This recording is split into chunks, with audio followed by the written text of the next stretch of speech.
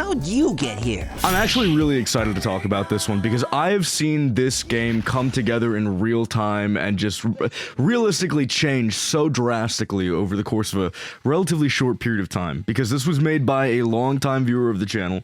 I've been getting pretty frequent updates about it. I've been seeing a lot of content about it. I know, bro. I know what this game has to offer, and I'm excited to talk about it. First of all, frame one, let's talk about the good stuff. This game has style, bro. It has style. I love the Sonic model. I love this opening cutscene. Like, they put so much fucking work into this. It's insane. It looks amazing. And it is easily such a nice hook. When I saw this, I was like, oh yeah, I'm making a video about this today, bro.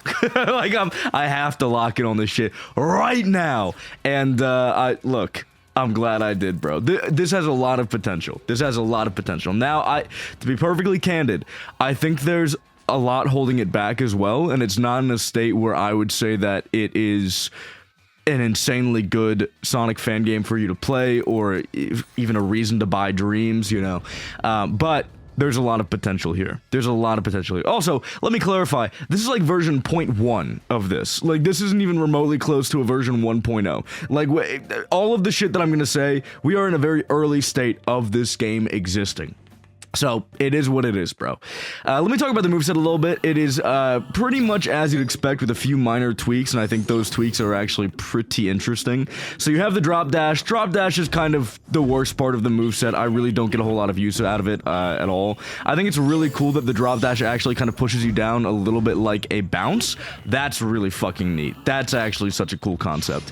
Beyond that, you have, you know, the air dash, which it feels very Unleashed-esque with how overpowered it is. You get a lot of horizontal movement with that, and then you also have a lot of ways to vertically move. So you have bounce, which is really cool. Coolest part about the bounce is that you can actually activate it while you're on the ground, which is like something I haven't seen before, but it makes a lot of sense, and it's really cool. I don't use it as much as I should, but it's like it's a great time saver. You don't have to jump up and then bounce and then watch him go down, watch him, like, you can just activate it frame one on the ground. That's sick.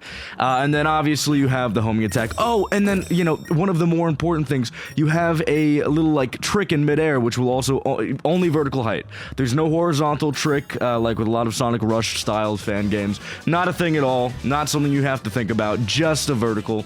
But that's pretty much it. I think the one thing that I'm not in love with the moveset is that when you homing attack onto things, there's this really jarring, like, you just teleport to them animation, and there's a lot of effects around it to make it seem as if you're just going so fast that you are teleporting to the enemy, and like that's cool, but it feels very jarring, and I'm not a huge fan of it. Like, you'll see here, like that, it kind of throws me off a little bit.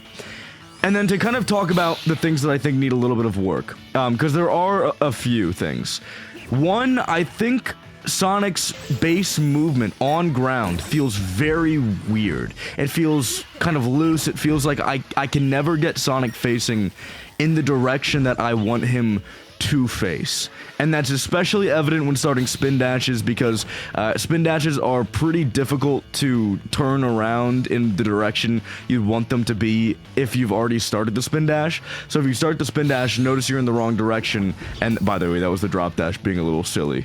Whoopsies. That's mainly my fault, bro. Don't go into something that's supposed to shoot you in a direction when you're going very fast in a different direction, aka down.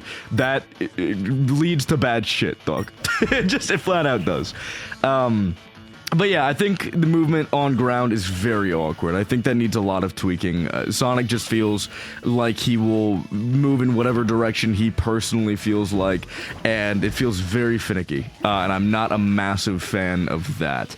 I think mid-air control is honestly the best part of this game. Like, I feel like I can do so much as long as I'm not touching the ground, because when I touch the ground, again, it feels like I'm slipping all over the place. I can't really get Sonic to do what I want, but when he's in air, bro, I feel 1000% in control, and that, it just feels amazing. It feels really, really good. So, again, I don't know why that's the case. I don't know why Sonic is just slip-sliding all around the place and why he's moving in whatever direction he wants, but it's something that needs to be worked on going forward, I'm pretty sure, but Who knows? Maybe I'm just bad at the game. I don't know. Skill issue, whatever. Fuck you. But beyond that, I think the one thing that I do also think needs to work alongside that is level design. It's very difficult to design a level around the fact that you have such crazy horizontal and vertical movement, and you are going to inevitably get some levels that feel kind of wider, more open. You know, like a Mario Kart World type beat where you have 24 players and the levels are just built to accommodate that insane amount of people, so when it's just like 2 or 3 people on screen, it feels big, wide, and open. This feels very similar. I think there's not a whole lot of clear indication on where you need to go, and that mixed with the fact that you do have a very, very open level with not a whole lot going on in between point A and point B. It feels very like straight liney with slopes and then occasional platforming and then sometimes homing attacking chains. I think that needs work. That especially needs work, because level design is what makes or breaks a lot of these games, and as it is right now, I think the level design isn't like amazing. I feel like it is very much falling into the category of like, it's serviceable, it does its job, but also I feel like you could make use of this move set, of this really insane vertical and horizontal movement. You could make use of that in level design that feels more compact and more thoughtfully designed, but as it is right now, it's just level design that kind of exists to exist, if that makes sense. But otherwise, very, very interesting, very cool game so far. It's called Sonic Freestyle. It's on Dreams. Go check it out. The version 0.1 is out right now.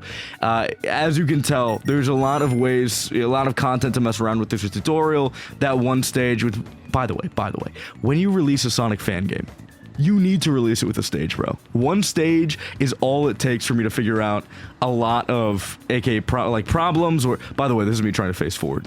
This is what I'm talking about. Sonic just kind of faces wherever he fucking wants to face, and it's a little frustrating. But like I was saying, release your game with a level. It makes it so much easier for people to see where issues are. It makes it so much easier for people to see where the potential for the game is, and it just makes it easier to analyze for you as well as the people that are experiencing your game. It is very, very, very worth it to do that. This is something that this game gets very, very right, because you have that test area, you have the tutorial that teaches you everything you need to know, and then you have that magical, beautiful level that just every single Sonic fan game needs. Even if the level design isn't like up to snuff yet, so much potential. Really excited to see where this goes. So hey, I'm gonna keep my eye on it, and you should too.